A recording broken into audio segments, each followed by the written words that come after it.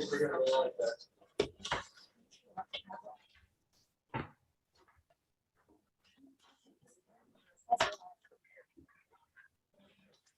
All right, good evening, everyone. It's my pleasure to call this meeting of the Madison Public Schools Board of Education to order at 7:30. And our first order of business is to rise and recite the Pledge of Allegiance. Pledge allegiance to the flag of the United States of America and to the republic for which it stands, one nation, under God, indivisible, with liberty and justice for all.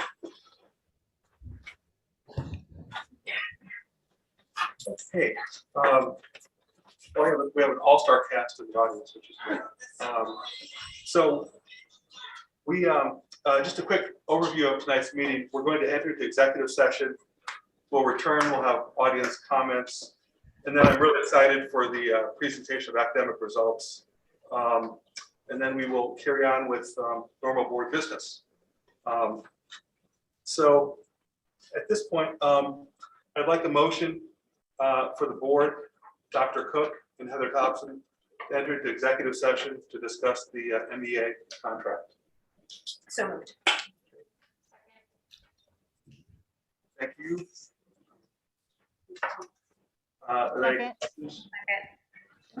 Okay, thank you. No? All right, all in favor? Aye. Opposed?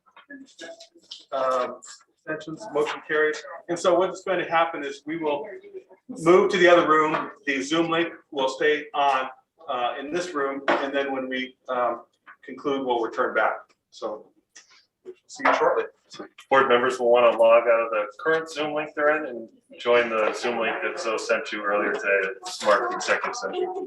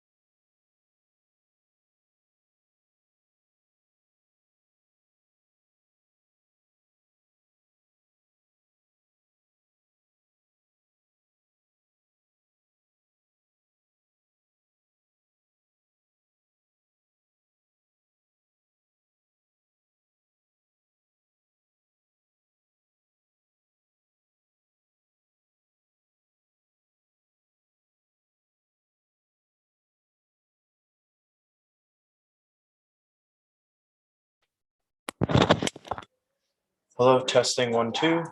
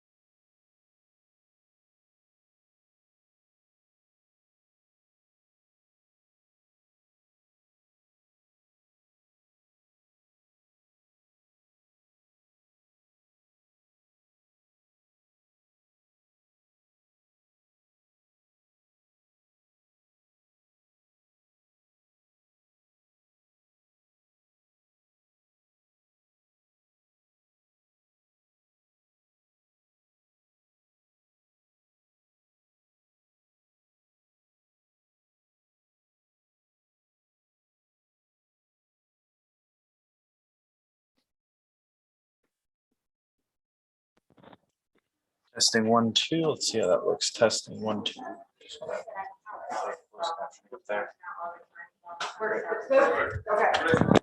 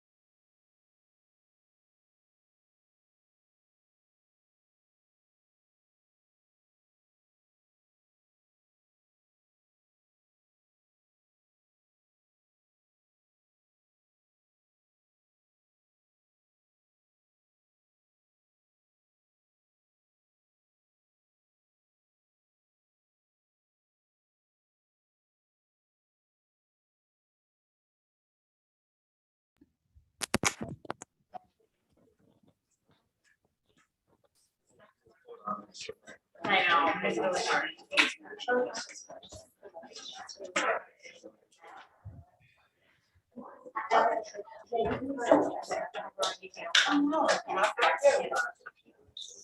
Good.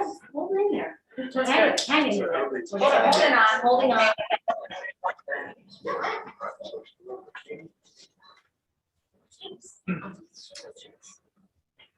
All right. Well, thank you for your patience. We have now returned from executive session, but I'd like to wait just a bit for one more board member. Oh, she said to go on with that. Did she? All right, are we gonna vote? Oh, So we'll just wait a minute or two for one person, then we'll move on.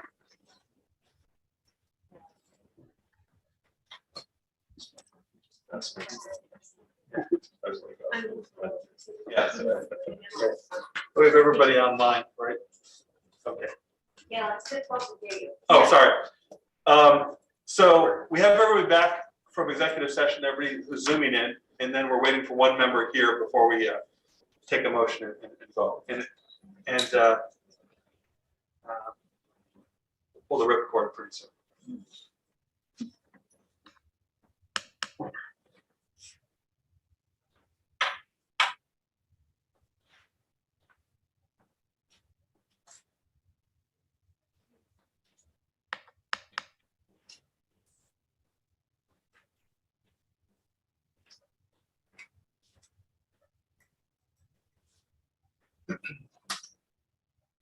Well, I think we'll go ahead and I'd like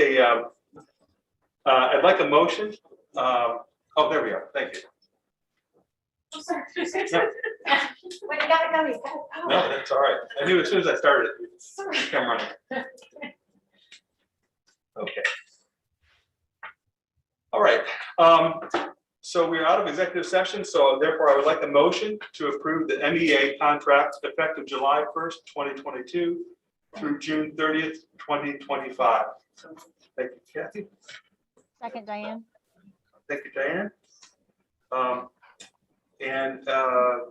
Before we have any discussion, I'd like to say that it was a very productive and positive negotiation. We're very thankful to the MEA, to our administrators. Heather Dobson did a tremendous job, and the committee, the personnel committee, did a fabulous job as well. So I just want to put that out there because it was a really good outcome. And are there any other comments or questions? I have a comment. I also want to take the opportunity to thank the MEA, the Madison Educational Association team, and that would be specifically Selena DeSalva, John Gage, and Mike Ginsberg, and my personnel committee colleagues, Diane Cathy and Superintendent Cook, for an incredibly efficient and friendly negotiation process. I thank you all.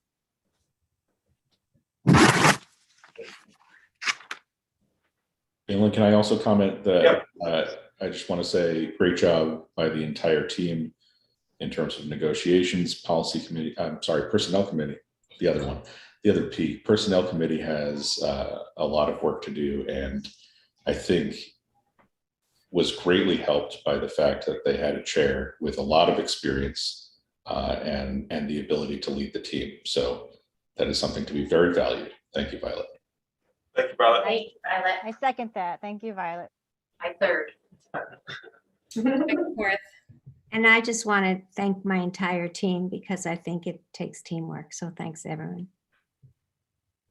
And I want to say too how much I really enjoyed this process with the MEA team. They were incredible, and it was just such a positive experience, and it was quick and well done, and I think everybody's happy, and I'm just thrilled by it. So thank you.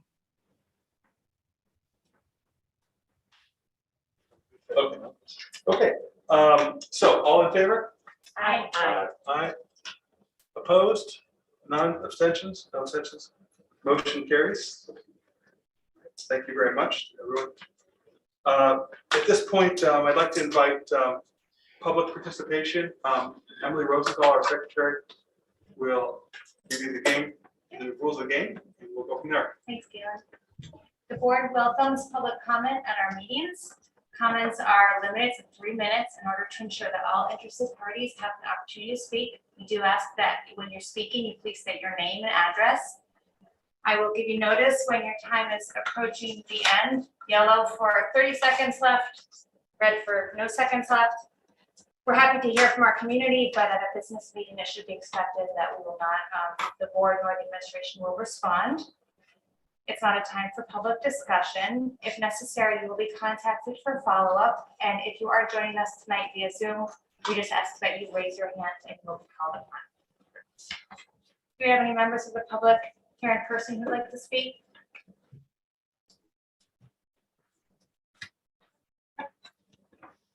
Last time there was a podium. Should I just Oh, sit yeah. where I am? Am I good? Or you can come up here if you like. Alright. I'm Mary Guest, 7 Lancashire Drive in Madison. Feel like I'm fighting a lost cause right now, but I feel like I still have to say something. First, I'd like to acknowledge the amazing job. Can I take this off while I talk or no? I can't? Okay. First, I'd like to acknowledge the amazing job my daughter's kindergarten teacher, Miss Soja, has been doing. And Jeffrey, my daughter absolutely loves kindergarten, which is a blessing for students starting out. So I appreciate that. However, I'm still a parent who is super concerned that masks are never going to go away. Lamont, as we know, has extended his emergency powers. So I know everybody's hands are tied at this situation. My frustration comes from somebody who works in a hair salon in town, where I have 5 other stylists that I work with who are super busy. We have people coming in and out of the salon all day long, maskless. We've had weddings all summer, multiples a day, everybody maskless from different areas of the country. And there's been not a problem. Nobody's called saying that somebody has COVID. None of our stylists have gotten COVID, but my 5-year-old has to put a mask on to go to learn. And it just makes no sense to me. And that's where my frustration comes from me being able to have a normal life, yet my kindergartner cannot. 6 to 8 hours a day, she's wearing this mask. Bus trip, indoor learning, 6 to 8 hours. There are mask breaks. And luckily, I trust Miss Soja that she's giving my kid the proper mask breaks. I have heard from other parents that it's not happening. So to me, if I don't have the choice to have my kid in a mask or not, what are you guys doing to regulate the mask breaks for these children?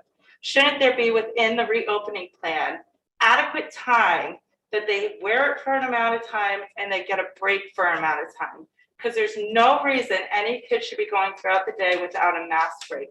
And it has been said at the beginning of the school year that that was happening from high school to kindergartner. And the teacher with the kindergartner said that she can ask for a mask break. She's 5 years old. She's not going to ask for a mask break.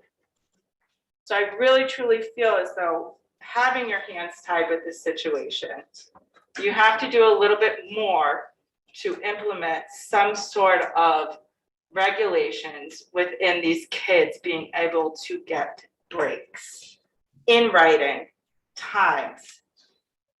There's still no scientific proof that these are working, so that is even more frustrating. One more thing I'd like to mention before my time's up. It was the open house. I emailed you all about my questions as to why we couldn't be in person. why you couldn't have different grades, different evenings. I got one response from Dr. Cook. I appreciate that, but then I had follow-up questions and I got nothing. You're my Board of Education. If I ask you a question when it comes to our open house with my child, I expect somebody to have reasons for it. Maybe there's something I don't understand as to why it didn't happen in person. Besides, you were encouraged not to have large person indoor events, which to me, that's solvable. You could have made it smaller groups, but I got nothing. So I hope in the future, with everything that's going on, we have questions. And I just want somebody to answer them, because I lay down at night so frustrated that I can't make sense of a lot of things. So if you can give me a little bit of sense of why certain things happen, like in virtual open house, that would be great, because I don't understand it. So I know people tell me just quit it. It's a lost cause. You're wearing masks. Kids are wearing masks. I get it. But you know what? I put my kid on the bus every morning. It breaks my heart. So I will always be fighting and advocating for her, because I truly feel as though it is enabling them in so many ways and not benefiting them. And that's it. So I appreciate your time. Thank you very much.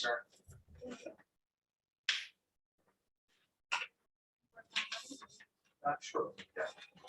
So do we have anyone online? We'll just alternate back and forth in person. Are there any? At this time, I have no hands raised. Okay, thank you. Yes. Hi. I emailed Dr. Cook. Can you state your name? Oh, sorry, Gina Consiglio, Lake Drive, Madison. Thank you. I emailed Dr. Cook. I mean, I'm against the mask as well, but I'm going to use my time for this other issue.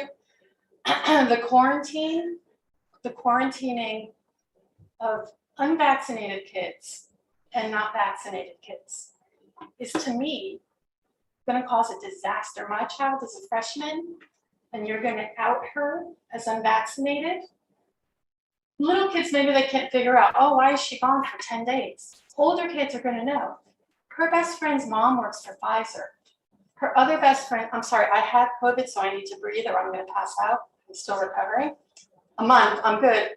Strong immunity now. Her other best friend, doctor, pulmonologist at Middlesex, they know that we didn't get the COVID shot and they don't care because they're our friends. But if you out these kids middle school and high school, a guy just shot this unvaccinated guy in Washington. He shot him in the street. The divide that the media is creating, spawned by the Democratic Party, not to get political, but they are making a divide between the vaccinated and the unvaccinated. And I'm afraid for my child. She's going to lose all her friends. She's going to be a social piranha if you out her as not getting an experimental gene therapy shot. I mean, Madison's supposed to be about no bullying, no division, inclusivity. Let's love everybody. But you're going to put a scarlet letter on the backs of these teenagers and these preteens, and they're going to be outcasts. I mean, it's disgusting what's happening. And, you know, we know through history, divide and conquer. Other times in history, without getting political again, you divide. And that's how you get them on the trains, or you get them here. I mean, it's a disgusting tactic, and I'm so disgusted by it. I know you can't talk, but I hope you can see the sense of what you're going to do to these kids that their families choose not to get a medical product that is still in stage 3 clinical trials. It's not approved. It's not FDA approved. It's still under an EUA. It's our choice. It's my body. It's my choice. I got COVID. I am so immune. I'm more immune than the vaccinated right now. Why can't we have a clause? My daughter had COVID too last year. Why can't we have a clause where we show our antibodies and then she doesn't have to quarantine? I mean, where's the justice for these kids? It's just disgusting what between the masks and not socializing. She can't flirt with boys. You can't see their faces. I mean, we're like ruining their lives, and now we're gonna put a scarlet letter on the backs of the kids and families that are doing research and making choices that are best for their families. You wouldn't do this to the Black community, you wouldn't do this to the LGBTQ community, but you're gonna do it to the unvaccinated community? It's just disgusting. And that's it. Oh, and I'll just add, just to get a little mask info on, the COVID virus is an oil-based virus, and not even an N95 mask will block it. So these things are doing nothing. The particle goes right through the paper. Just came out today, scientific study, oil-based coronavirus particle. Thank you. Thank you. So do we have anyone online? Yes, I have one person. I'll Okay. promote her now. Thank you.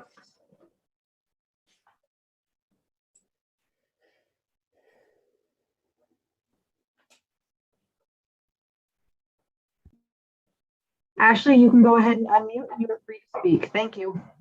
Thank you. Hi, my name is Ashley Mattiota. I'm on Beekman Place in Madison. I wanted to just share my dissatisfaction with the use of plexiglass throughout the schools this year. It wasn't something that was clearly outlined in the reopening plan for MPS. It wasn't something that was shared during orientation. Conveniently, all plexiglass barriers were not out and visible to parents and families at that time. Children, I'm sure as you know, are required to use it during lunch, snacks, and put these barriers around themselves to the point where they can't speak to one another, they can't hear each other in a crowded cafeteria. And it's really kind of shocking to me that we have private schools within our community, same community, virtually the same population attending, virtually the same number of students as one of our public schools, and they have done just fine without any use of plexiglass. They certainly don't have any higher instance of COVID infections within those schools as we have within our public schools. I'm not sure why the schools aren't utilizing the tremendous amount of outdoor space they have, why tents haven't been purchased to make sure that children do have access to eat outdoors, have their lessons outside. I have a third grader and a kindergartner. My kindergartner hasn't been offered mask breaks throughout the day. And her teacher told me that she would have to ask for them. And it's really quite concerning to see that, through the federal grant money that we've received for COVID accommodations, the outdoor learning hasn't been made a priority in order to mitigate having to use some of these measures, which are really isolating to children. So it's very disheartening to see the lack of just interest, concern, care by the board in order to make those things possible. Many of us have kids that engage in sports outside. They do that just fine, maskless on the weekends and after school. And it's concerning that we haven't made that a priority for the schools, for children, to make sure that they have some ability for a normal learning experience where they can see their teacher's expression, each other's expression, speak without having a mask on, and would really, like that to be something that's considered for the future, especially before it gets too cold out. So that is my hope. Thank you. Thank you. Some person would like to speak?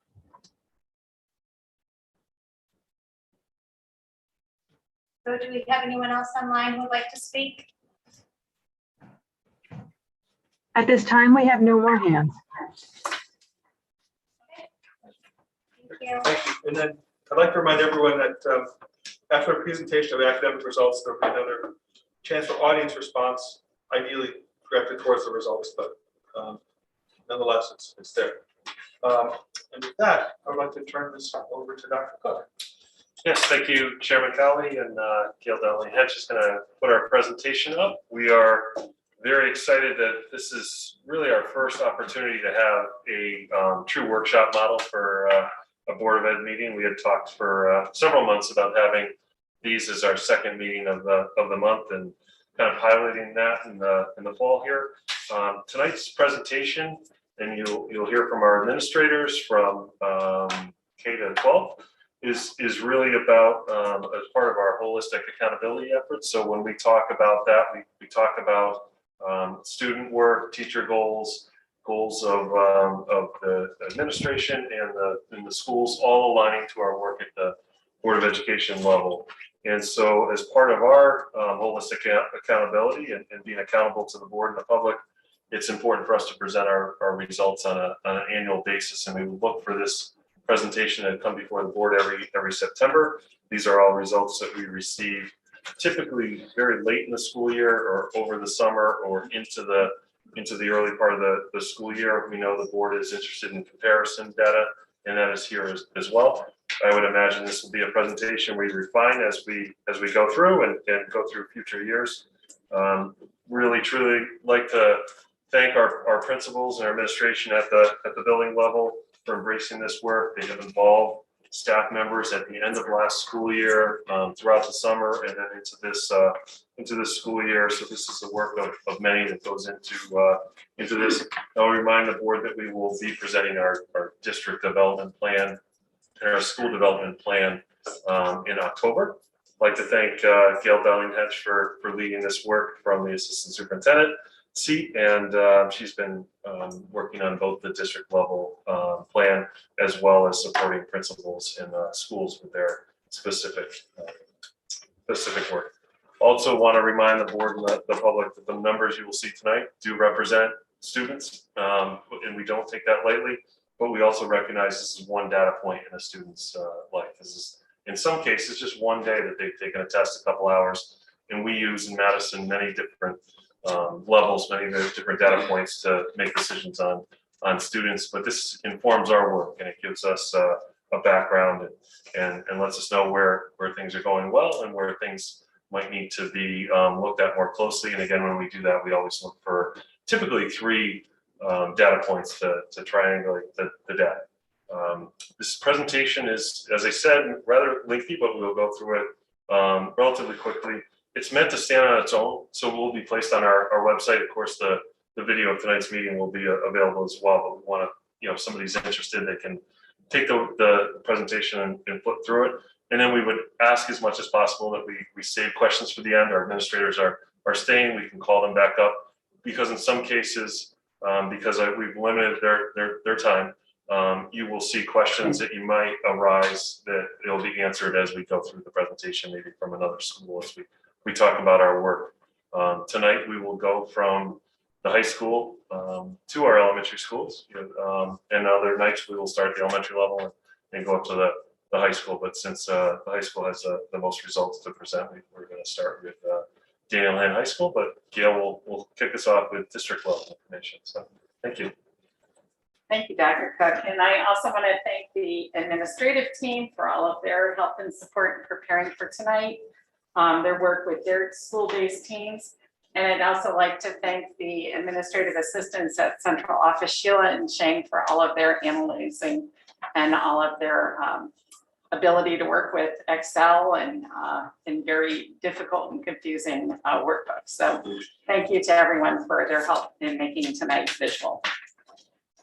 This slide is just an orientation to some in general context for some information that will be shared in the slides to come.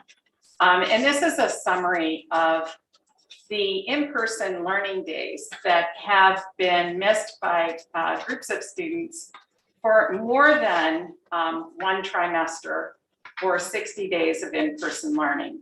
So the capture on the left-hand side, the students represented in those numbers missed 2 trimesters of learning up to a year and 1 trimester. So you can see the counts in the grade level as well as the percentage of students. And I think that's important to keep in mind as you're looking at the information that's presented. We know that all of our learners did not receive in-person instruction from March of 2020 to the end of that academic year, but many families had situations where they determined it was best for their students to stay home in addition to that, that time period. So the Smarter Balanced is administered only in grades 3 through 8, and that's why that representation is here. It's also important to note that third and fourth graders had their first experience taking the Smarter Balanced Assessment in this administration because they had missed administration in 2020. In addition to this, one of the differences in how the state reported information this year was categorized according to attendance data. So attendance data was collected from every district around the state, and they fell into 3 groups of participants. So in every district, you had a percentage of students considered fully or mostly in person, hybrid, or fully mostly remote.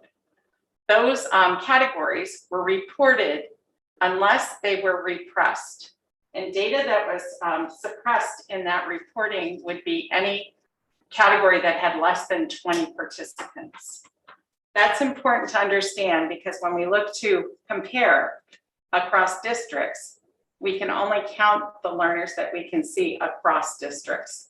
So we only used mostly in person as a category that we would use to compare. The Smarter Balanced assessment and the State Department did not encourage comparisons across districts, but we did provide a level of comparison for in-person testing because we thought it would be of interest to the board and some of the members of the community. Typically, when we look to assessment information and we try to make comparisons across districts, we look to what's called a DIRG, or a district reference group, which is in large part due to socioeconomic conditions that the state provides those groupings, in addition to a few other indicators. There are 9 DIRGs in the state of Connecticut, and Madison is in DIRG B, or the second DIRG.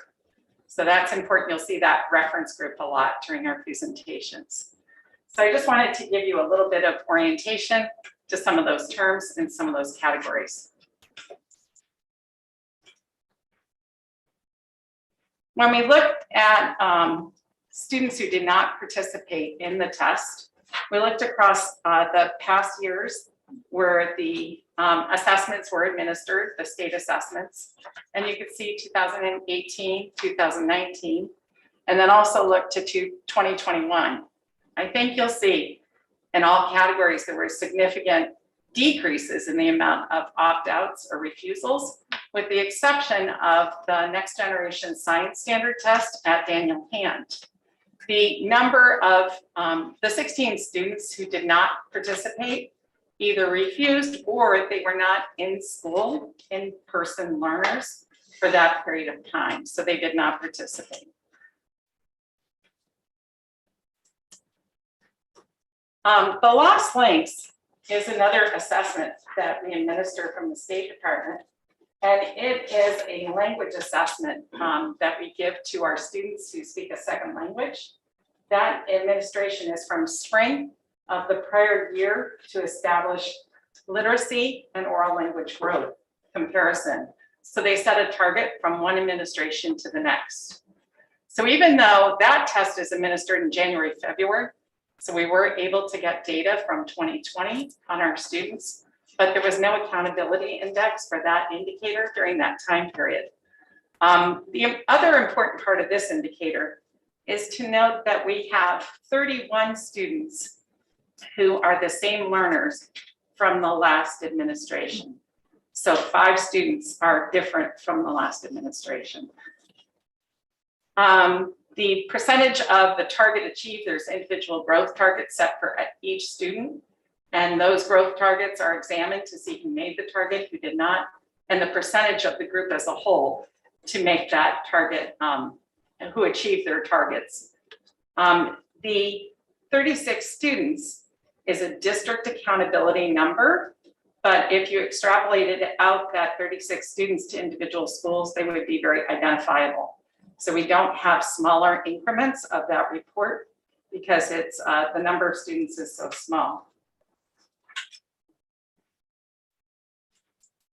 I'm going to move on to invite my colleagues from Daniel Hand to share their information and their school reports. KJ Salutary is going to introduce his team.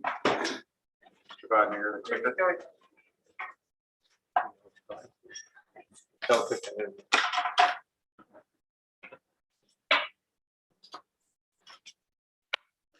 Thank you, Gail. I'd like to thank the Board of Ed and Dr. Cook for the invitation to participate this evening. I would also just like to take a moment to thank Mrs. Hawley, Mrs. Butcher, Mr. Bodnar for joining me this evening and in advance for their input during this presentation. Mr. Bodnar, looking forward. So this slide is a summary of our performance on the Next Generation Science Standard Assessment. As you can see, there was a significant increase in the percent of students scoring at or above goal when comparing the 2019 to 2021 performance. Worth noting is due to the pandemic, this assessment was not given during the 1920 school year. So that's why there's no data for that particular year.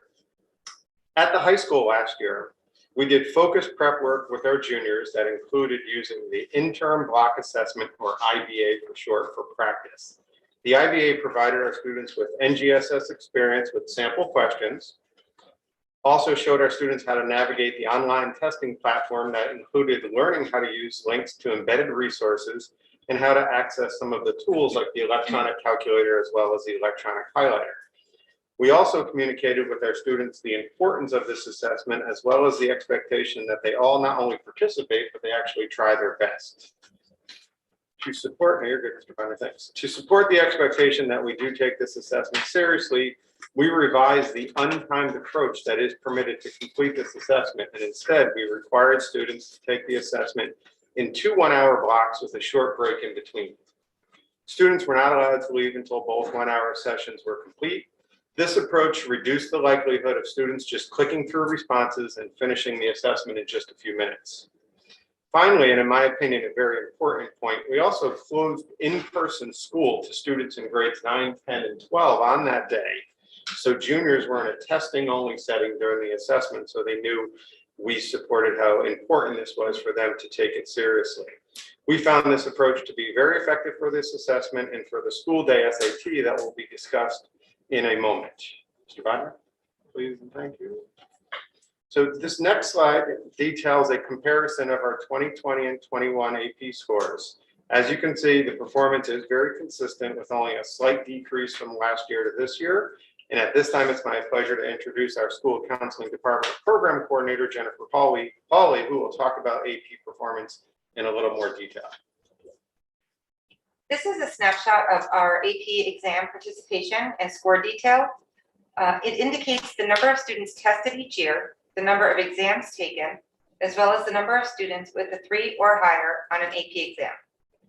According to the College Board, a 3 indicates that a student understood and executed the material and that they could potentially pass the college course.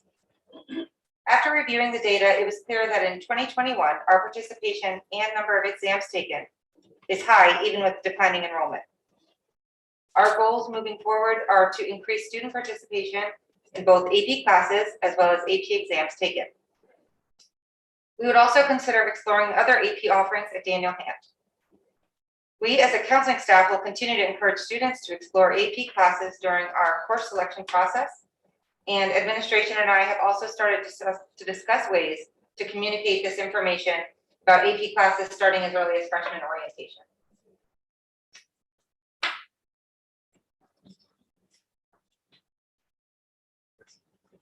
This one?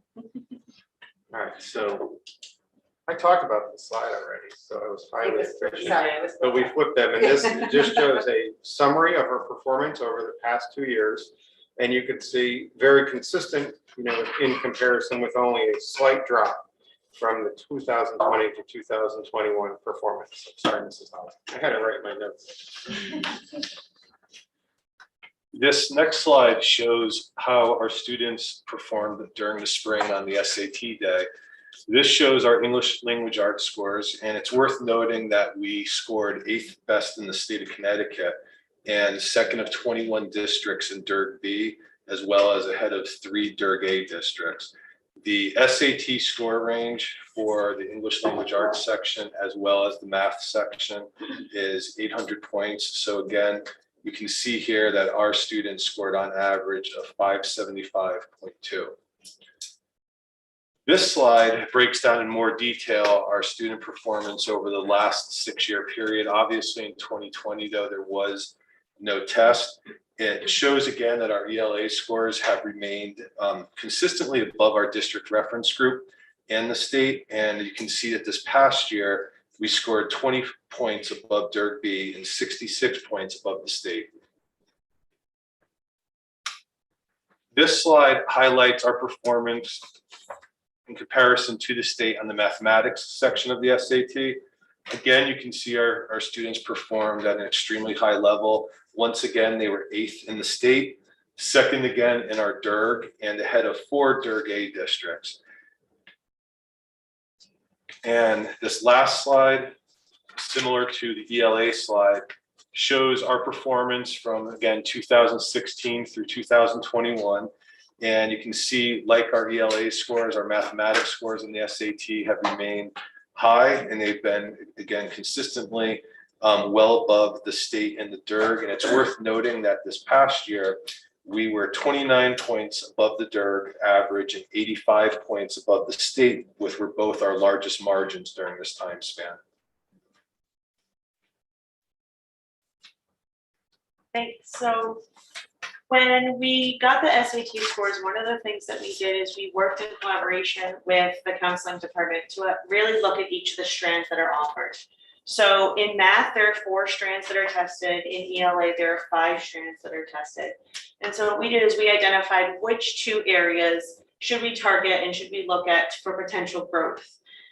We had 216 students that tested out of the 227 that were in the grade level for that year. So as you can see, out of the 4 strands that we identified, 2 in math and 2 in ELA, we're targeting approximately 20 to 25 students. And these were our weakest strands. So you can read what each of those strands are, and you can see the number of students that didn't reach what we would deem to be our mastery level on that version of the SAT for each of those strands. Similar to what Mr. Salutary had said earlier about the NGSS test day, the SAT test day was set up very similar. So we were able to offer an asynchronous learning day for students in grades 9, 10, and 12. This allowed for the school environment to really be a true testing environment. Similar to what you'd see when a student goes and takes the SAT on a Saturday, which is typically when they take these assessments.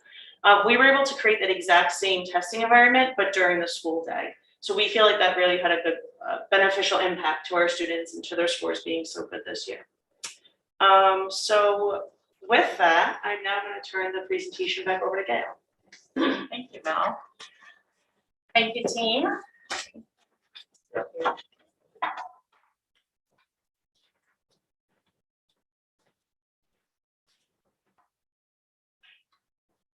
So the Smarter Balance assessment is administered to students in grades 3 through 8. You might recall in 2019, the last administration of the Smarter Balance, we did not have any curricular changes, but in grades 3 and 4, we really moved to have practices that were more similar to other districts. We did a few actions. We moved back the testing window to provide more instructional time. We provided opportunities for our students to experience the test format, question types, and encourage best effort. That resulted in a 16% and 19% jump in grade 3 students at an above goal and a grade 4 cohort growth by 6%. I'm giving you that introduction because when we examine the results from the last administration to this administration, you see the most significant change at the grade 3 level. This is not dissimilar to an area district that is comparable to our community. Almost the exact same drop was experienced in 3rd grade in that community, as well as similar around the state. But in most of the other grade levels, you can see significant increases. When we look at those grade levels that showed growth, we know that we did the administration technique that was explained in the last administration to all grade levels. And even the grade 4 representation of 2% less at or above goal still places them at 2nd in the DIRG in that grade level. So the DIRG performance, when looking across DIRGs in in-person testing, showed impressive performance on all grade levels. So you can see here, when looking at in-person testing only across DIRG B communities in ELA, we are in the upper half of the DIRG in performance when averaged grades 3 through 8. And you see significant comparison to DIRG B community averages in the scaled score analysis between DIRG B and the state of Connecticut, continually growing throughout the school years.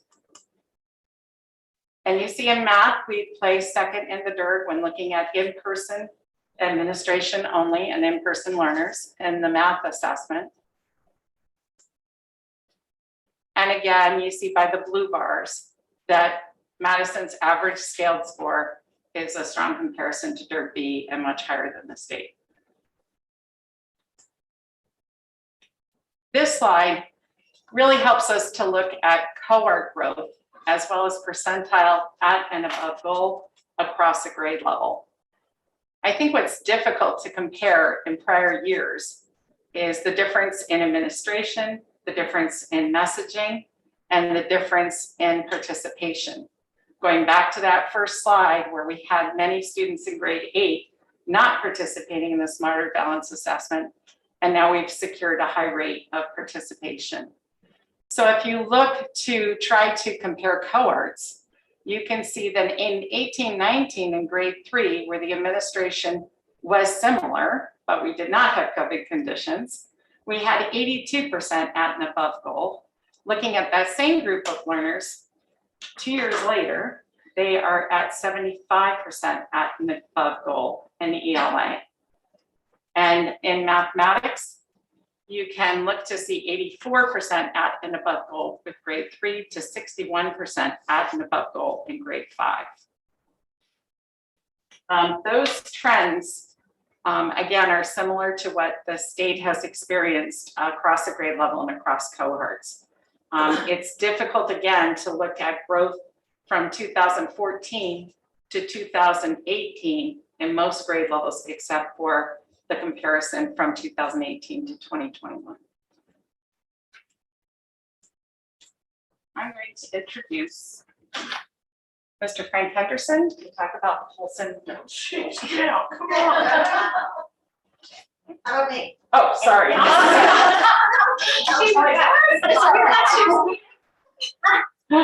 thought Frank was going to introduce Paulson. Mr. Henderson, it just seems like they're always a presence here. Seeing you in the back corner of this library just brought me back. I'm gonna shoot you. Good evening, everybody. Following up on what other people have said, Martha and I would like to provide some insight into the Paulson Middle School and our assessment scores. And as Mrs. Salvatore said, the NGSS is administered in grades 5, 8, and 11, and it assesses students on a variety of science topics for knowledge and for skills. The scores are reported in 4 categories, including exceeds the achievement standard, meets the achievement standard, approaching the achievement standard, and does not meet the achievement standard.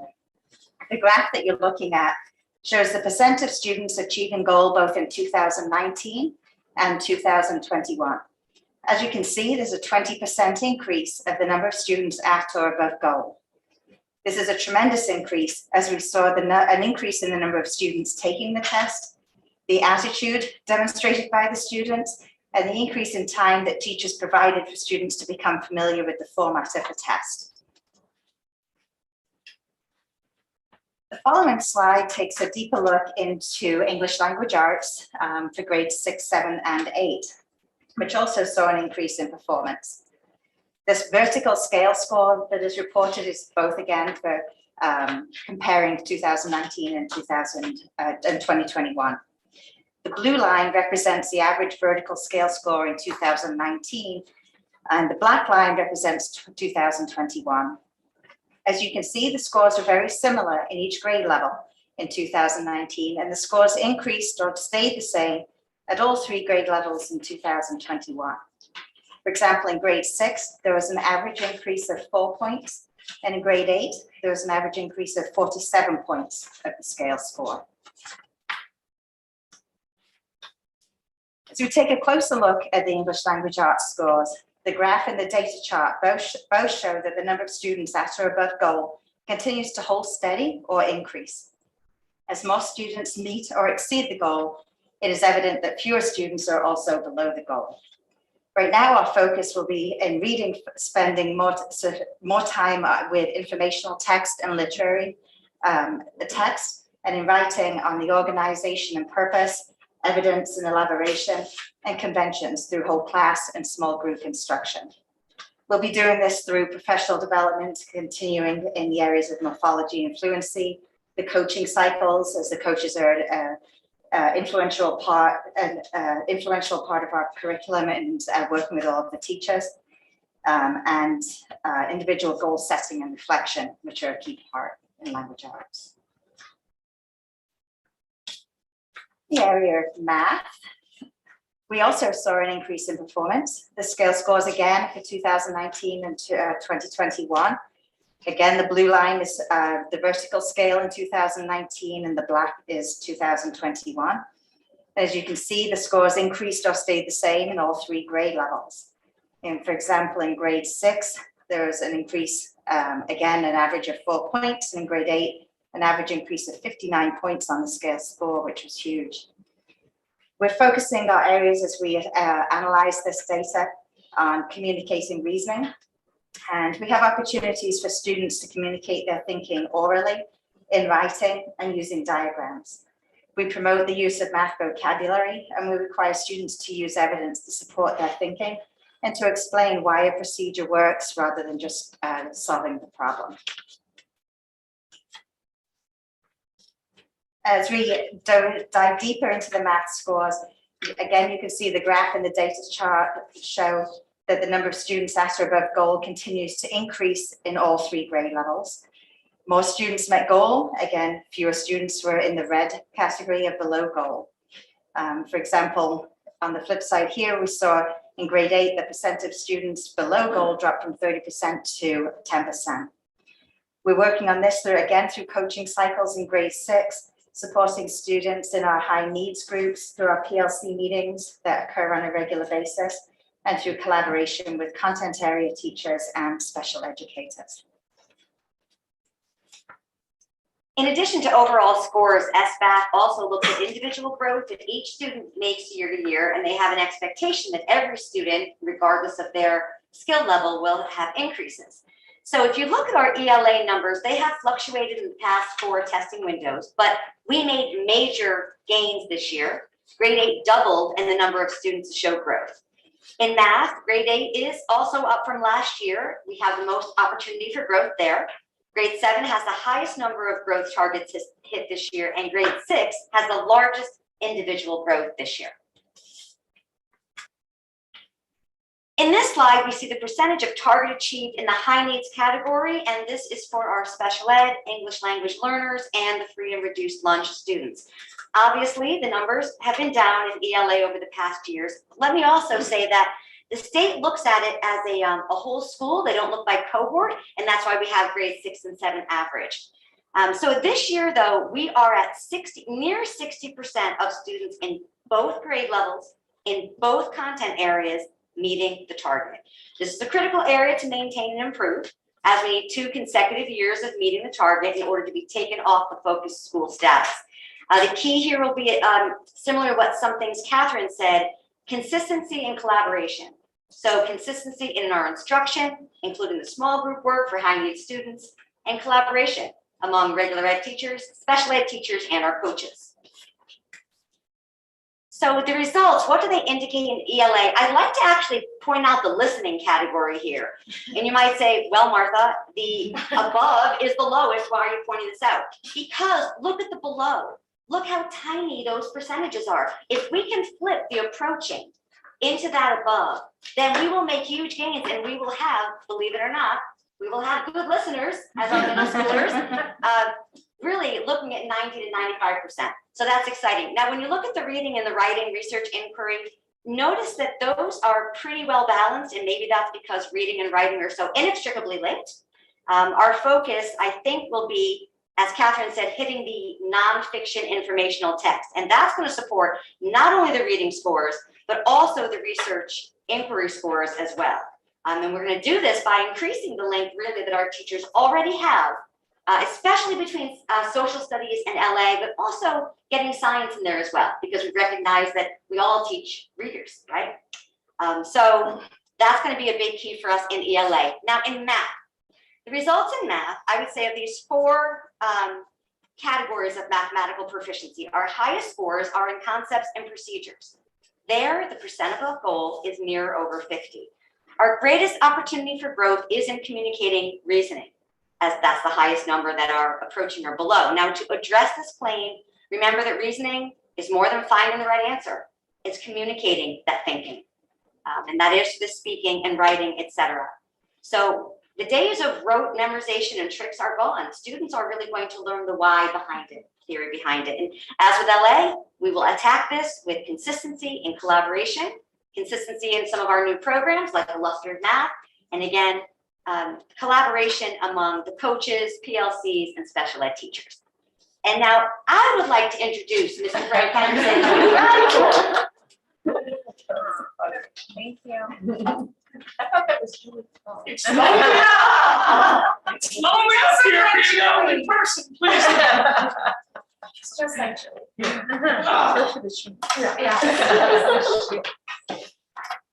Thanks for having us. Having all the administrators here is great. Again, to Gail and her team, tremendous job getting all this data together. I mean, Gail's office or that corner, I think it's like a war room with chain and shield and all what's going on. So first of all, I just want to say how proud I am of our students, of our staff, and our families. You know, and put a lot of trust in us as we got to the testing window. As Gail mentioned earlier, we had, I believe it was 18 in 5th and about 11 in 4th remote learners. We got the vast majority of those students into school to take the test during the window. And I credit our staff and again, the other schools too. We gave families the opportunity if their child wanted to come and take it with their peers in their classroom. They wanted to come in and take it with a guidance counselor in a cafeteria where they felt a little more comfortable, the parents did with the environment, or come in after school and a counselor or someone would sit with them and administer the test. So all but a couple of students came in and took it remotely. So I credit our students, our staff, and our families for that. And again, that conducive testing environment, which I know happened across the district and I know it happened at Brown. All right. So again, a lot of these slides are repetitive because of the 4th and 5th grade, just like 6th, 7th, and 8th. I just won't be as articulate as Catherine and Martha. But again, we look at our NGSS. This is the first time our 5th graders took this assessment. We saw that growth starting at that number of 70 in 2019, seeing it grow to 73%, having that conversation with teachers after the assessment. And it was a difficult assessment. And for our kids, again, taking it for the first time. Again, a few more students at or above goal, but that 73% number, that +3, we're pretty happy with. Again, Catherine indicated the blue line, the black line, we like to see that growth. You know, Gail mentioned earlier, our 4th graders in both LA and math were 2nd in our DERG. And when we first saw the numbers, we were like, oh, okay, we're happy with those. And it wasn't until we compared them with other districts, we were like, wow, that was really well done. In math in LA in 5th grade was 9th in the DERG, and I believe there's 20 schools. So here you see the blue in 2019 and the black in 2021. And again, we see that growth. It might be, okay, these little slides are the same thing. And this is just our math data as well as our raw scores. Again, we see that 2019 in blue and the black in 2021 with the vertical scale scores. So in ELA, this is our breakdown, grade 4 and 5. We see that in grade 4, we made that 4.9 growth And that grade 5, that's 6.5, with 78.5% at or above, and then a smaller number below goal than 19. And again, we see that's what we like to see, that smaller red there in 2021 as compared to 2019. And as Martha said, is we're trying to move those students approaching into that goal area. But again, our ELA work was very strong. And in math, we saw a decrease in grade 4, or minus 2.3. We have some work to do in that area. We saw in grade 5 pretty much flat across with an increase of 0.05.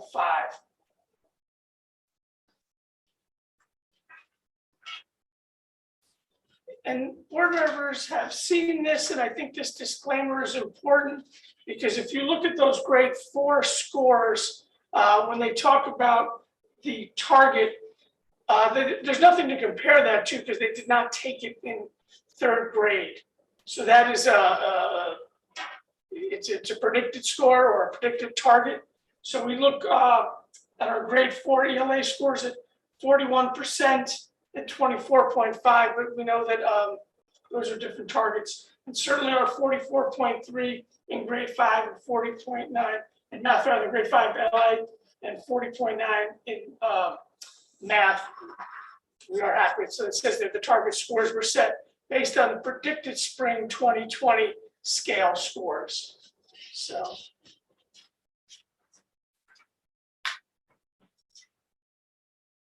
And when we look at our special education, the ELL free and reduced lunch, we see that 61.2%, that is the whole school average for LA, and that 54.1% in math. And Gail will do a better job of articulating to the board if there's any questions on how that number is used moving forward as we look at the 2 consecutive years. I think it's important that that's broken down into detail. And that's done by building, and there's an explanation for that as we look at when Brown was a 5-6 building, that comes into play in the calculation as well. So when we see our ELA claims, what do the results indicate in ELA? We see that 15% below in writing and research, and our coaches and coordinators have started to address that. And I'll talk about that a little bit, about kind of what we're doing moving forward. But when we see those numbers, as Martha said, we want to move those approachings into the aboves, and our belows, we want to certainly make progress. But when we see those numbers across the board in those single digit below percent, but again, we want to continue to move those students. Math, those numbers are a little higher in that red. And we working with the coaches and the coordinators, we've had some conversation about what we're doing moving forward with our 4th graders. And obviously I think it's important, I think the board knows this, but for the public, we don't look at these schools, in isolation. We have crossover with coordinators. We have coaches communicating with buildings through Gail's office. So our 4A coordinators in LA and our 4A coordinators in math are working together. So we're not just in isolation in our buildings. So this information, see when you see our grade 5, obviously those are the students right now here at Polson. So I'm just going to go back and talk a little bit about some of the things we are doing moving forward. We came across this idea last year, and we continued when Gail hired the math tutors last year. We saw a lot of positive results with that. So although we don't have those positions this year, what we've done is we've taken an instructional paraprofessional and dedicated that staff member to our math and ELA coaches. So we've already had those 3 people working with small groups of students, individual students, as we looked at the scores. So that's been a big help. They train the para, and then the para meets with small groups or individuals based on schedules and things like that. Our reading focus will be spent on informational text, with writing on the focus will be on editing. And then in our math, problem solving, and data analysis is what came out of the data here that is the real focus of our work. And we do that by,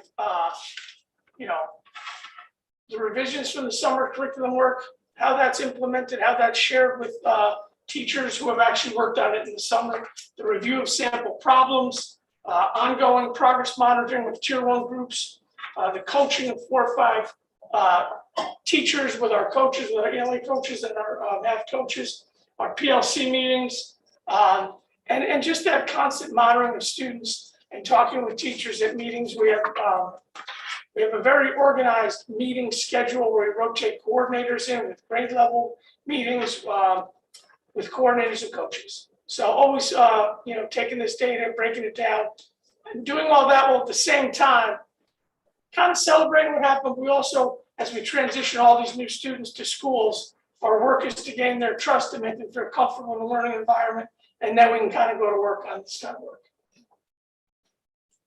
All right, and now we upgrade and go to Ryerson and Jameson. Thank you.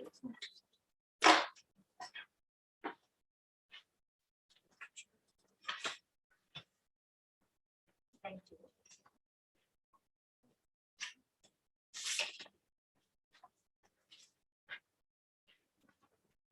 Thank you so much for having us this evening. We are, both Becky Frost and I, Kelly Spooner, are very excited to be here tonight to share the results of the Smarter Balance Assessment for our elementary cohorts. While we opened up with the 12% drop from 2019 to 2020, it's important to know that that's a number. And that, yes, as Dr. Cook indicated in the beginning, we definitely take our time to triangulate data. That is definitely one piece of it. But what we will share tonight is what are our next steps that we'll be taking based on those results, but also pausing to celebrate the fact that this was an unprecedented year. And our little ones at 8 and 9 rose to that challenge each and every day along with exceptional staff members and produced, quite frankly, great growth and great results. And both of us are so proud of that work that was done and what happened with our students. So 12% drop is obvious. It's there. We can't ignore it. But we are so focused as a team on what next. And that's the exciting part tonight that we want to share. So this first slide is a summary of the elementary's overall performance as reported using a measurement of a vertical scale score. Scale scores such as this provide us with a real precise measurement of achievement. They allow us in our PLC meetings to look at this information to evaluate student growth relative to instructional targets. It allows us to analyze cohort growth over time and identify trend analyses and group differences. That's the exciting work. It's looking at where are the deficits, where are the strengths to capitalize on, and what next. So you have teachers who are looking at this and sharing best practices to target improvement and create that leverage for progress. These results inform our planning and instructional delivery year to year. As you can see in our elementary cohort of both ELA and math, students met the standard at the level 3 performance. In ELA, if you break it down, the range between the both schools was about 2472 to 2475 in ELA. And then in math, you looked at an average range between 2462 to 2475 in math. Again, we had our little ones 70% scoring at or above proficiency in ELA. And when I get into later on what they're asked to do in those various subtests, those students need great kudos for that achievement. This next slide provides a comprehensive performance distribution chart for grade 3 on the Smarter Balance Assessment in both 2019 and 2021. We're not going to belabor that point of that 12% decrease. We know as educational teams and as educational people, that the loss in 2020 and the instructional conditions in 2021 impacted our students' performance. But these results have provided us with identified targets to address instructionally. And later in our slides, we're going to share our plan to address these deficits and create the leverage needed for steady student progress. So this slide highlights the overall results of the Smarter Balance Assessment for ELA. So what they're asked to do, there are 3 subtests for the students to complete. There's a listening component. So they're asked to employ effective listening skills for a range of purposes and audiences. They're asked in reading to read closely and analytically to comprehend a range of increasing complex literary and informational text. And then in writing and research to produce effective and well-grounded writing for a range of purposes and audiences. So you can see 94% in the area of listening for our elementary cohort were at approaching or above standard. For reading, 91% at approaching or above standard. And writing and research, we had 84% at approaching or above standard. This chart separates the results from the previous slide and drills down further to highlight the results of each of the ELA subtests at both schools.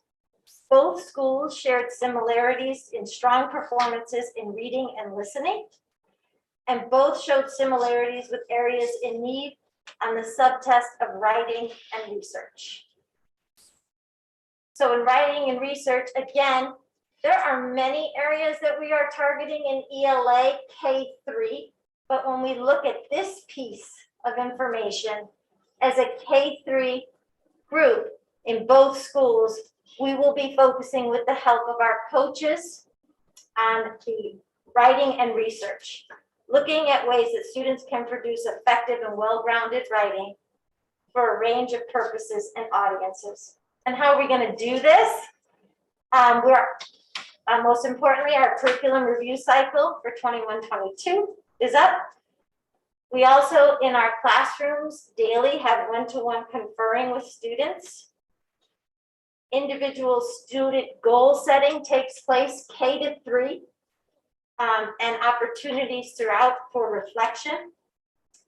Collaboration at grade level PLC meetings to enhance instructional toolboxes in the area of writing, and focusing with the support of our coaches who are returning to do the role that they were sought out to do, is to support teacher practice. Teachers' goals will link in their coaching cycles through the support of the coaches in that area of writing. Thank you. Thank you.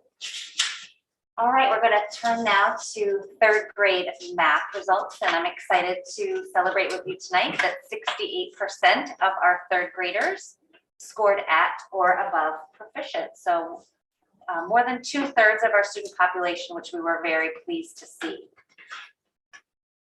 As you can see, when we compare our scores from this past spring to 2019, again, we do see a 16% drop in students at or above goal. Anytime we see a decrease this significant, it is certainly concerning to us. It warrants conversation and it warrants an action plan, much of that which we've already put into place. We were up against some very real logistical COVID-related issues this past spring, some including distance learning, staggered start and end times that ate into almost an hour of our school day each and every day. So you're talking 183 hours of instruction. Extra hand washing, mask breaks. It all played into our time to teach math. We've also looked with our math instructional coach at some of the alignment of our scope and sequence when we're teaching certain math standards, and will we have enough time to cover them and really solidify them with their students before we hit the testing window. Work was already done over the summer to make some of those curriculum revisions, so we're hoping that will really support our students in the coming testing window. In math, we have 3 areas in which students are assessed: communicating their reasoning, explaining their thinking about math, basic concepts and procedures, and the more complex problem solving, modeling, and data analysis. You can see that 88% of our students met standard or were approaching standard in the first area.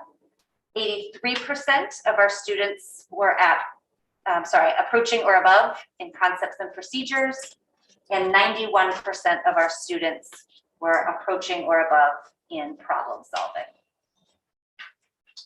Again, here is how we broke it down by school. Very similar results, which is helpful as we work to collaborate across the 2 buildings to target areas of growth for the coming year.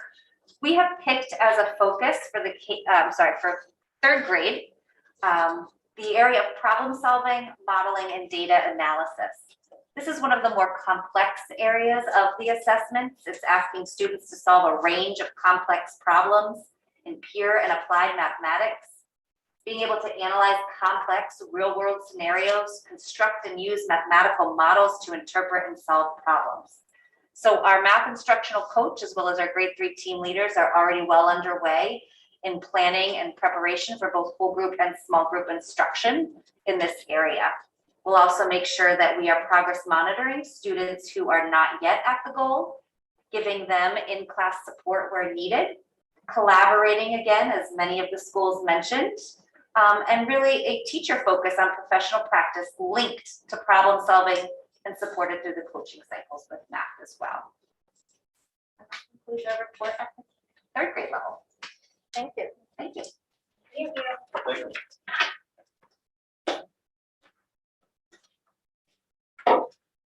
So I'd like to thank all of our presenters this evening, and thank you also for the work that you do so diligently in your buildings every day, and for your thorough analysis of all of the information presented tonight.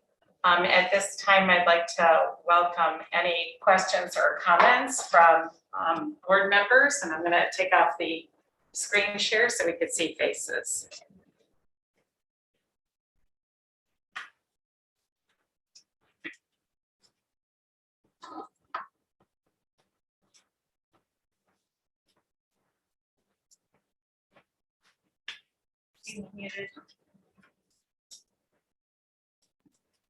Hi, can you hear me?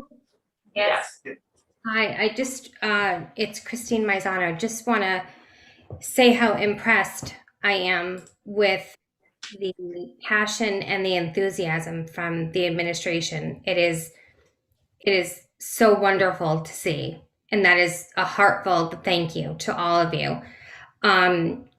But what I was more impressed with was the fact that you honed in on problem areas. And not only did you hone in on them, but you had a solution. And then you tracked that plan and made sure that it worked. So that to me speaks volumes. It means that you have your finger on the pulse of what possibly could be wrong, and you're trying to fix it, and you're putting plans in place, and you're seeing if they're working. And I am impressed with the effort and with the passion that you all have. So thank you.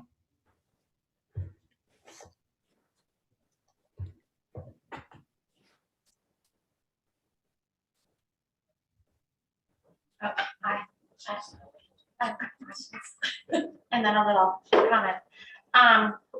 So can you talk a little bit, I know that we changed when we take the SBAC to a little later in the spring, and did you find that helpful for students? We did change it. We had actually some schools that were taking it in the first week of the testing window, like right off the bat. And we were also having multiple sections of the test given in the same day. So we did change that strategy to move the testing window back. It's hard to say what component worked in COVID conditions the best. It was, there were a lot of changes in the school year in addition to that. A couple. But I would say that positive results in light of those conditions would indicate that lots of things might have worked well. I don't know if my admin team has any thoughts on that of them. So I guess for the admin team, like, did you find it, and again, we were in weird circumstances with COVID, but did you find that, were there curriculum disruptions doing it later in the spring versus earlier in the spring? Did you prefer it later in the spring? Yes, yes, okay. Great. I think the only thing I would add to that, Katie, is that we did poll the teachers after that timing to see how it felt for them. And because we were also doing universal screenings at the same juncture of time, it was a lot of testing and assessment for kids in certain levels. Okay. So we did make some adjustments to that window based on teacher feedback and admin support. Yes, yes, Dave? So then that kind of feeds into my second question for the high school administration. So the emphasis on APs and AP exams, what's the benefit for that? Because I know we had a presentation last year about how many AP courses kids were taking and that it was really stressful and they were kind of overloaded with that. So can you help me understand a little bit more about the balance of that and how it's been beneficial and why that's the goal? Sure, I could start. So Ken, you bring up a good point there. Balance is significant because we have some students who take up to 6 AP courses in 1 year, and that's every single period in their schedule. And that obviously could be quite overwhelming, even though when we talk to those students, they actually enjoy it. The workload is incredible outside of school hours, incredible. So we're trying to balance, those conversations with students, and some of the parents prefer we have those with kids and some don't, because they have some goals set that maybe we're not aware of. But we also find some value in trying to encourage some kids who have never even considered taking an AP course. That's the conversation we want to have with the incoming freshmen, to start mapping out your plan and say, look at the wide variety of courses we offer and start to map out a plan to consider taking at least one to get that actual experience. So it's certainly a balance for us because we do have some students, when we look at their schedules, I'm not sure how they can do anything outside of school except the work associated with the courses. But I also think, communicating with the incoming freshmen and their parents, before they even get into the building, to start looking at our program of studies and kind of outlining some goals for them to get into at least one of those courses, because the majority of our students do go on to college. And having those experience in those AP courses could be really positive, and we're going to continue looking at some additional options over time, because we always have added some occasionally over the years, but it's certainly not a direct message to take more AP courses, because again, our juniors and seniors, some are quite overloaded. So that's really going to be our approach and our messaging. And we thought, again, starting with the incoming freshmen and with the orientation process that starts in January. Thank you. I think just part of the adding the courses would be to have more of a variety for students in different areas. And then, Can I jump in there? please.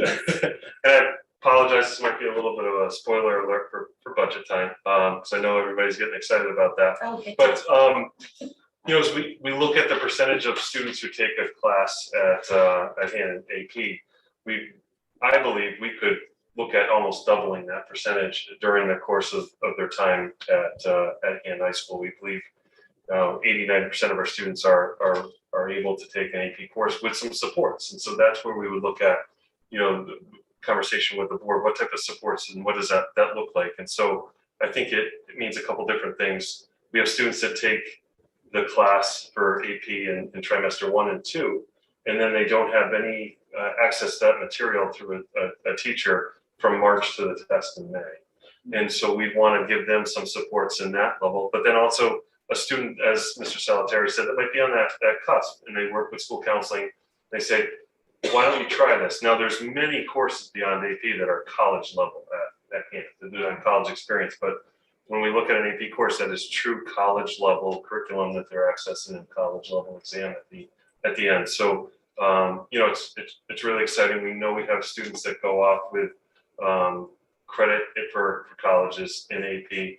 I don't believe many of them use that to graduate early from college, but I think that gives them some flexibility in college, whether it's to take on another major or to minor in something else. So it's really a great opportunity, I think, as Mrs. Solitary said, to look at our students that could benefit from taking that course. And we'll look at something through the budget that I don't believe would be a huge dollar amount, but that would support students that could use that as they take on that additional challenge. And I guess just finally, and I'll be done, I promise, is I just want to piggyback on what Christine said and really thank the administration for such a thoughtful and transparent presentation. I think Galen probably remembers the best when the accountability index was first presented to the board. I think all, and Gail, you remember, I think we're a little nervous and concerned about that. But clearly we were worried about student growth, and I'm grateful that y'all heard those concerns and put an action plan into place. And obviously it's paid off. And not only did you put an action plan in place, but you didn't pause due to a global pandemic, which is remarkable because it was a year like no other. So I am encouraged and delighted by the evidence of growth that we've seen tonight.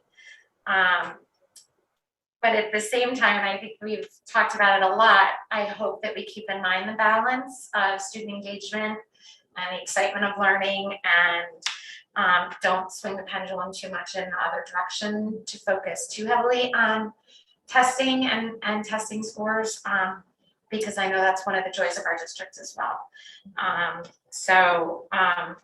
appreciate that you all have said the word balance, because I think it's critical to kids, especially now when there's so many added stressors in the world. So thank you again for a great presentation. It was really reassuring. Thank you. Would anybody else like to ask a question or offer a comment on screen? I just have one more comment. Okay. Yeah, just one more. I'm a huge proponent of AP classes. I think they benefit the students so much. And I think it would be surprising to many people that the students that take the AP classes do tend to graduate a little bit early because of the cost of college. So it is imperative that we offer as many AP classes as we can. I think it's a benefit to all students who can take them. That's number one. And number two, Daniel Hand reviewed over the SAT scores. Do we ever take into account the ACT scores and do an analysis of those? We did in the last administration report out on both SAT and I'm sorry, ACT. Thank you. ACT scores. We did not do that in this administration, but I can certainly get that information. That would be great. Can you distribute to the board so that we can just get some feel as to, are we on the same level as SATs, or, where are we with ACTs? Students tend to pick their favorite there, depending. I know my son was a big ACT and my daughter was a big SAT. So it'd be interesting to see. I'll get that to you.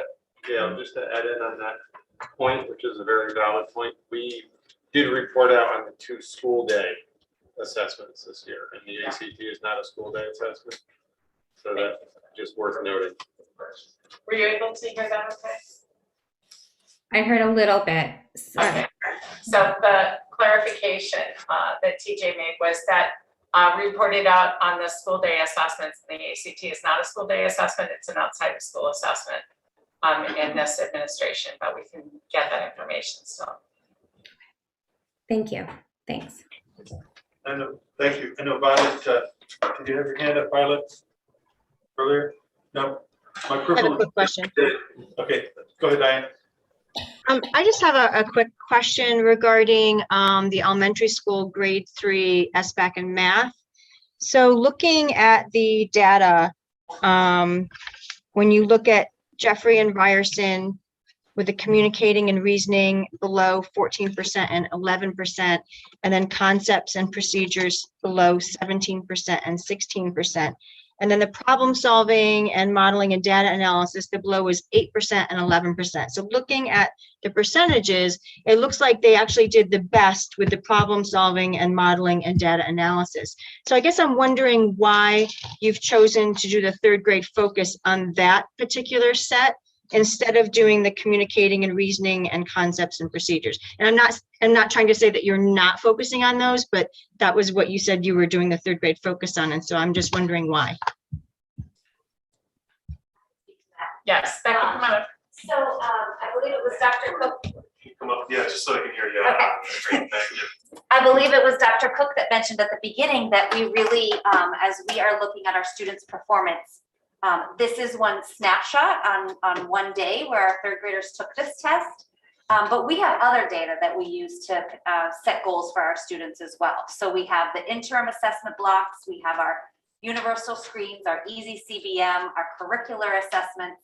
And together with teachers and planning with our leadership teams this summer, we really decided that while yes, I see your point, that problem solving, that real world application of the mathematical knowledge is really where we still need to show growth for our students. So again, it's taking into consideration this, but a whole portfolio of student work that we came to that conclusion for. Answer your question. So based on the other assessments that you had, which I know there are a lot, did you find that they actually seem to do better in the communicating, reasoning, concepts, and procedures in the other tests that you were looking at their growth and development, but you found more problematic this area when looking at the entire picture? Is that what you're saying? Yeah, our other assessments don't break it down into these three specific categories. Much, like the SBAC, it's not the same language exactly. But when we're looking at a student's whole body of work, and especially their day-to-day work in the classroom, that ability to really, take what I know about math and apply it in a real-world setting with multi-step problems and sort of more complex thinking, we still see our students struggling with that. So we think that's a valid way to spend our time this year. And will you be focusing also, though, on the other two areas that seem to be problematic? Absolutely. I have third grade teachers that I've already been part of a PLC where we talking about communicating reasoning. They were sharing best ideas and strategies for getting students to write about their thinking in math. We also have fluency goals for our fact fluency, and we track that through progress monitoring for all students in our data workbooks. Go ahead. I also want to clarify too that it's important to look overall at the experience of students in third grade and know that, as they explained, that we had shortened blocks of instructional time. So I think also looking to that assessment data to see where we can move forward rather than and accelerate learning rather than stay stagnant at the same pace is really important. So we have to use our assessment information to inform our instructional time, and that's, I think, what Becky's speaking to. In 2019, that same curriculum placed the students in the top 4 in DIRT B. So I think that all of the skills and the training are there. It's just really looking at how we address the learning needs of the students in that cohort.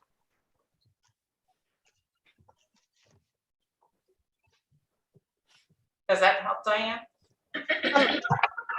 Yes and no. I think it's just, it's hard to know because we're not addressing all of the, you're not presenting to us everything that you're doing because we could be here all night. But in the small snapshot of this, I guess it just, that stood out to me. So I understand that you're assessing in other ways. And so I understand that. I just hope that, the other part isn't lost with the focus on the one part, because if you don't get the basics, you're not going to get, the more advanced critical thinking. So We will teach it all this year, that's for sure.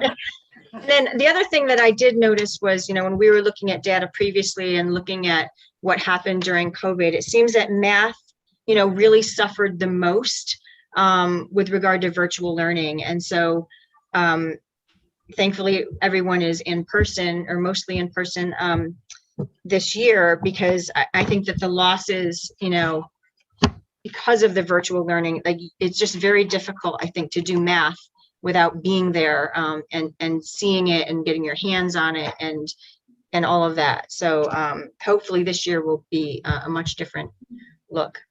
Wholeheartedly agree.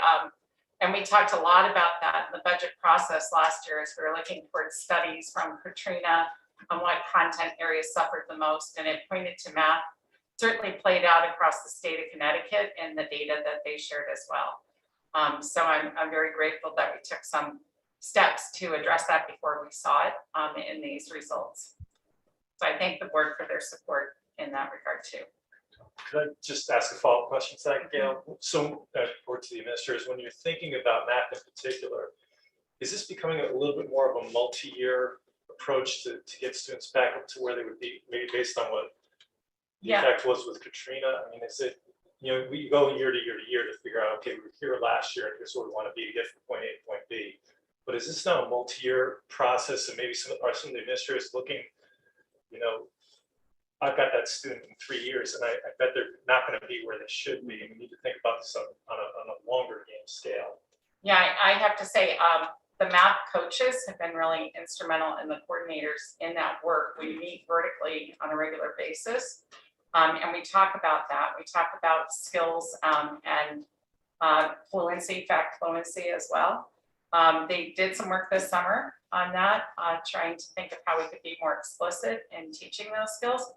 But I think another piece of it is that, we have to be, our staffing's different in math than it is in ELA. I have 2 coaches for math that span grades K through 6, none beyond that. And I have 4 coaches in the district that span K through 10 in the ELA. So there's a difference there, and there's a difference also in intervention support in that content area. So we're trying to build expertise, and we're utilizing everything that we have in order to make some explicit teaching points around those skills that we think need more practice. But yeah, we are always taking benchmarks assessments throughout the year, as Becky explained, in multiple ways, and analyzing that data all the time in our team meetings. And I think that'll inform us as well. One of the other strategies that I think Mr. Henderson mentioned was at the end of last year, when we looked at homebound tutoring accounts that are typically expended by them, because of COVID conditions, we didn't have to utilize all of that. So we utilized that to sprinkle across the district a small amount of money for some tutorial support at the very end of last year to give some kids on the brink of being at risk a little boost, and that really paid off. I think everybody felt strongly that that was a huge intervention for our kids and a huge boost. I'm seeing Catherine shake her head, and by and large, everybody's spoken to me about that. So I have another question. So when I was looking at the particular slide that was the overall performance on SBA by cohort and looking at ELA and math. So, one of the things that bothered me was when you look at it by cohort and I started, if you look at 2014 to 2015 and you follow that cohort down, you see this trend of it going down. And obviously there's a 2019 to 2020 year missing. And, and once you reach like the 7th grade, you don't see the data after that because they no longer take this test. So I guess my concern is that overall trend. How do we really know that those on the upper end, we sort of lose them on this data? There's no follow-up data to this because they don't take the SBACs anymore. And I'm just concerned that they were going down, down, down, and now they're dropped off the list because they don't take it. how do we make sure that they're getting the support they need, because now they're, in the high school? Because we're not going to see those SAT results for like a couple years, Sure, but we have SAT results from this year and we have them from last year. Some of those cohorts are represented there, but again, there's no correlation or relationship between the Smarter Balanced Assessment and the SAT. And that's stated several different ways. There's no relationship in the test and how it's constructed. There's no relationship between how it's developed and what it assesses. So I don't know if you can make that conclusion. And I also want to restate that the approach to standardized testing throughout those years was vastly different than what we have expressed this year. So I don't know if you're seeing accurate performance data based on that one assessment. So that the testing scores that I was looking at when you follow by cohort, if you actually follow them year by year, I shouldn't be alarmed at all that the numbers were dropping. I think you need to put it in context of what the district values were and what the district recommendations were in terms of testing and the time spent paying attention to the test and how it was administered.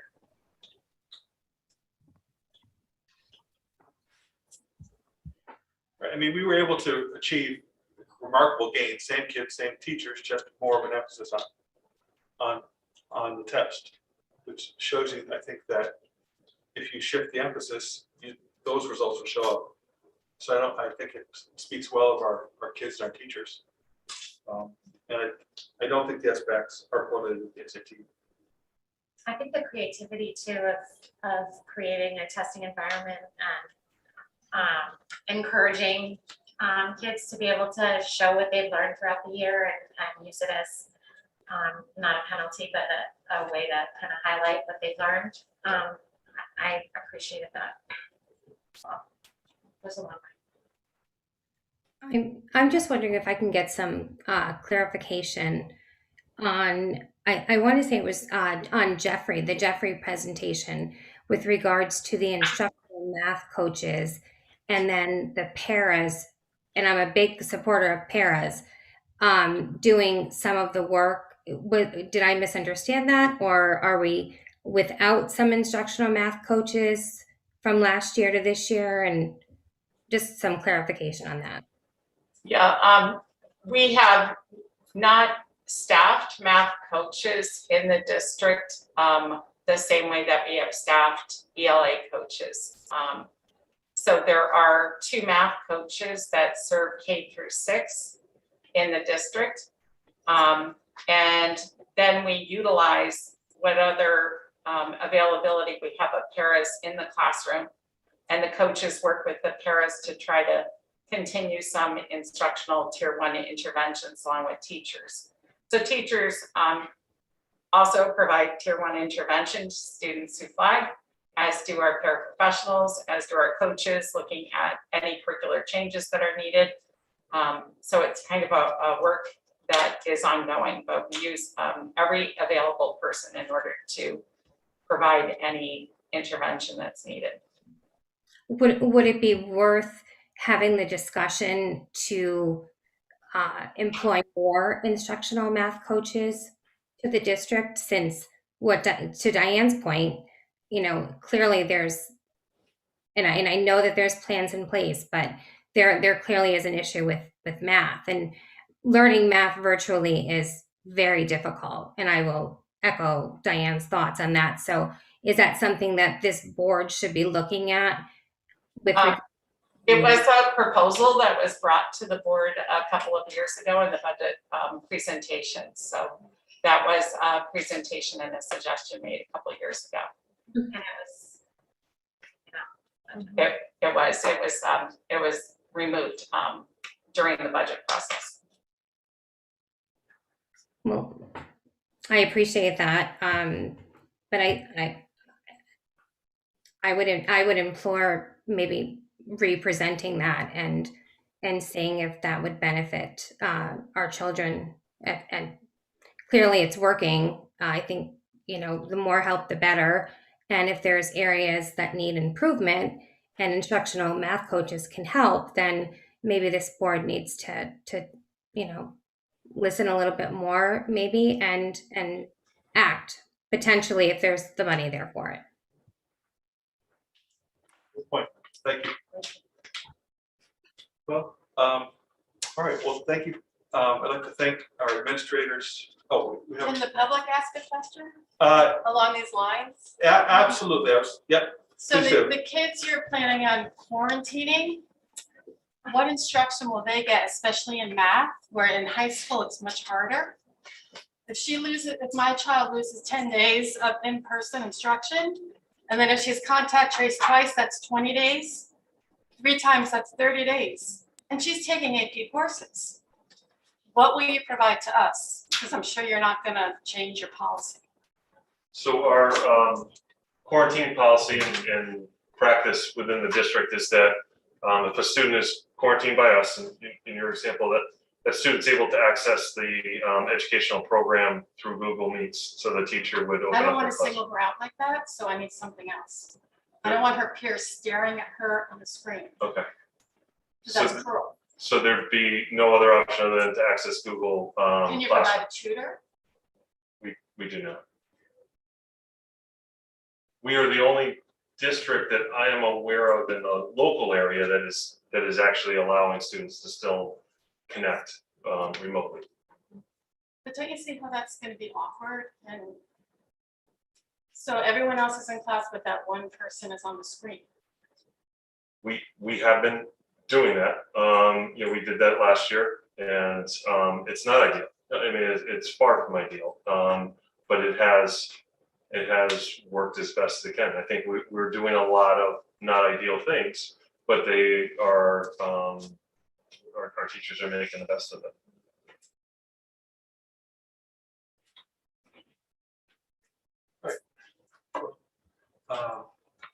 Thank you. So before I wrap up, is there any further audience response to the presentation information that we've seen? Steve Penn, Winding Road, Madison. Before the evening is over, I feel generically, I'm standing because I feel like if there was ever a time when the educators needed a standing ovation, it is now. When other districts around the state are scrambling because their primary focus now is learning recovery because they've been devastated by the effect of this horrendous experience we've all gone through. What I see here in town is in many areas we held our own, and other areas we made gains, in some areas we made double-digit gains, and in areas that we have definitely been impacted by the pandemic, you see an attitude of continuous improvement and going after how we're going to address that. The context of what educators have been through this past year, and then to have results that are reasonable in fair times and are outstanding, I think, in horrendous times, needs to be said by someone. And I direct my comments to the educators in the room. Well done. Well, that's a very nice way to send it off. So I'd like to thank the administrators who devoted time, time after their own time, spend late night here. Thank you for all your efforts throughout the year and everything you do for our students.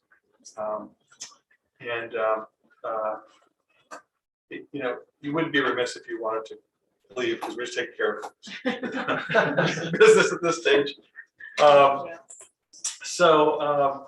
At this point, next on the agenda is a motion. We need a motion to approve the Daniel Hand Band Choir and Orchestra trip, field trip to Disney World.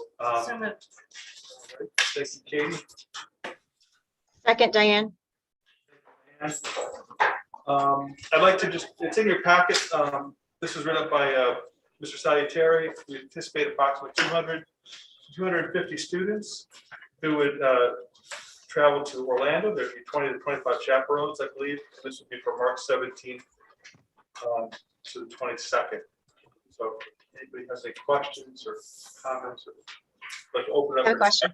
Yep, Diane. So my question is, I noticed in the proposal that there's a non-refundable deposit for the parents to Global Endeavors if they are allowing their child to go and then it gets canceled. And so my question is, I know previously there was, it was offered to parents that you could buy like a travel insurance, and I'm wondering if that's going to be discussed with regards to this. That's the first question. And the second one is, if it's pandemic related, you know, can't tell the future right now, so who knows when it comes spring, where we're going to be, where Florida is going to be, and what the rules are going to be at Walt Disney World and what the rules are going to be here. So is there like a clause with regards to the pandemic that perhaps the parents would get their deposit back, or is it just going to be a complete loss? And then the third question is, how do you become a parental I'm looking for it. Like chaperone. Yeah. Chaperone, thank you. So fortunately, Mr. Solitari is still here. We had a discussion with the lead chaperone the other day. I will say from superintendent principal's perspective, this was a trip that was canceled in 2019. If it wasn't for that, and that the fact that we would totally lose all our money if we don't take the trip now, we wouldn't be here tonight. But we do want to give the students a potential opportunity to take the trip. We don't know exactly, like you said, we don't know where things will be in March, where, you know, so we'd be watching certainly local Florida numbers, all those things. And I'll stop talking and let TJ speak to it too. Great, thanks, Dr. Cook. And Diane, we usually have staff as chaperones, so I'll let you know if we need any parents or board members. The big trips, the staff sign up for years in advance, so it's certainly nothing personal, but the staff love going on these trips. So just a quick summary, you know, the trip was canceled in 2019. Our travel agent who works out of Orlando did incredible work for us and got credits that none of us anticipated him being able to get. We were going to lose close to $50,000. And those credits now are about to expire. So if we don't book this trip now, we lose all of that money without any question, it's gone. So booking the trip is really no risk because we have those funds available as credits. And we are working with the company's Global Endeavors. They've done tremendous work. We are working with them on requiring insurance for parents who we anticipate would be able to get up to 75% of their trip cost back. The trip, we are estimating $2,000 per student. Last 2 years ago, it was about $1,700. So everything has gone up just a little bit. So we do anticipate about $2,000. We also are looking at coming up with a really clear communication in advance with families, and most likely a parent and student meeting for those who are considering attending, to know all of the financial risks. Because if a school district says no, but Orlando is open, you know, they're not going to be refunding, you know, airlines and hotels and everything that's associated with the trip. So we want to have it really clear to parents and to students the financial risk, but also, you know, if we can ever do this, I think it's exciting because the kids are super motivated right now. They were thrilled to hear about it. And we have a significant amount of money in credits that we have to book airlines and hotels now, or we lose that money just immediately. So we're hoping for initial approval, and then as we move forward and move closer, you know, we would make decisions. And obviously I would communicate with Dr. Cook, who would then communicate with you if things with COVID started to have a negative impact on travel and big trips like this.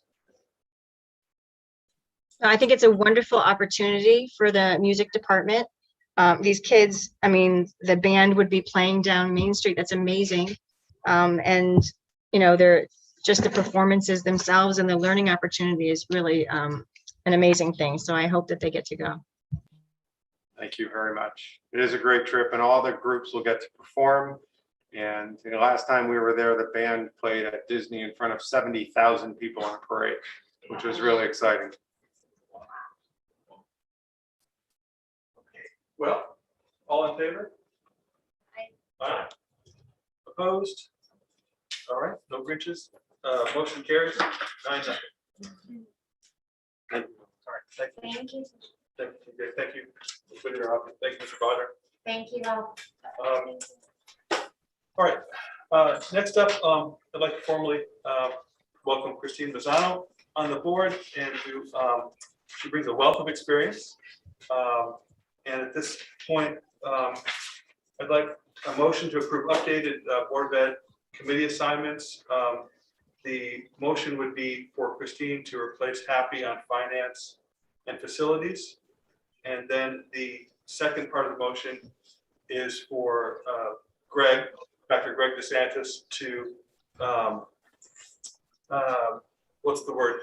Come back for a victory lap as policy chair. Could I include a motion for those assignments? So moved. Okay. And would we like some discussion on this topic?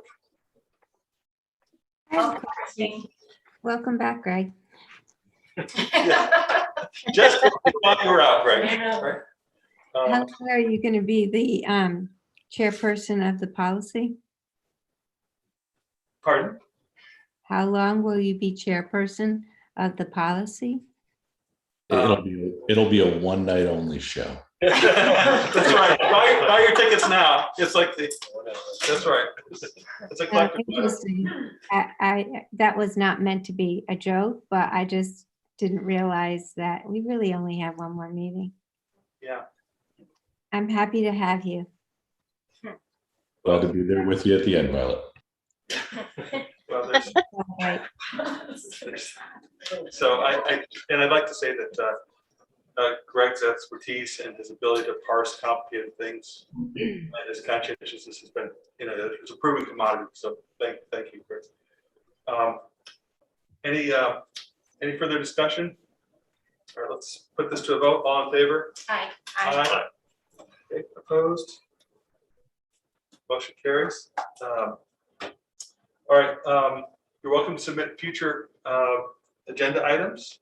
And then I'd like to have a little discussion about meetings and dates of importance.